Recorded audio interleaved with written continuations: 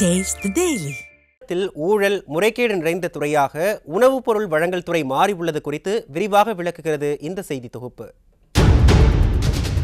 பொது விநியோக திட்டத்தின் கீழ் தமிழகத்தில் உள்ள 5 லட்சம் ரேஷன் கடைகள் மூலம் 2 கோடிக்கும் அதிகமான குடும்ப அட்டைதாரர்களுக்கு குறைந்த விலையில் உணவுப் பொருட்கள் விநியோகம் செய்யப்பட்டு வருகிறது.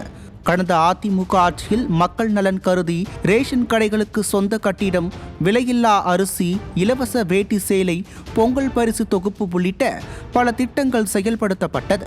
ஆனால் கமிஷன், கலெக்ஷன், கரப்ஷன் என்ற தாரக மந்திரத்தை கொண்ட திறனற்ற திராவிட மாடல் ஆட்சியில் ரேஷன் பொருட்களை கள்ள சந்தையில் விற்பது, எடை குறைத்து வழங்குவது என பல முறைகேடுகள் நடைபெறுவதாக மக்கள் குற்றம் சாட்டுகின்றனர்.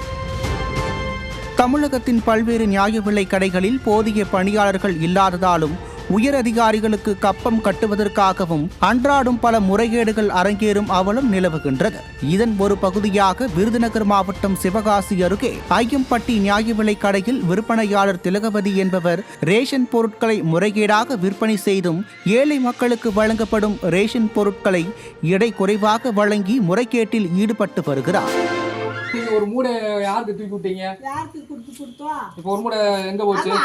எல்லா மக்களும் இருங்க, ஆளுல இருந்து உட்கார்ந்துருக்காங்க, அவங்க உட்கார வச்சுட்டு நெட்டு சரின்னு சொல்லி உட்கார வச்சுட்டு ஒரு மூடை எதுக்கு தூக்கி விட்டீங்க நீங்க?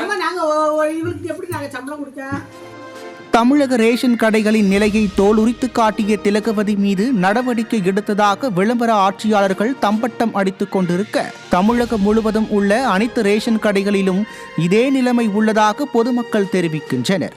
ரேஷன் கடைகளில் உள்ள முறைகேடுகளை சீர் செய்ய போவது யார், ரேஷன் பணியாளர்களின் கண்ணீர் குறைகளை துடைக்கப் போவது யார் என்ற கேள்விகளுக்கு 2026இல் பதிலளிக்க மக்களும் அரசு ஊழியர்களும் தயாராகி வருகின்றனர்.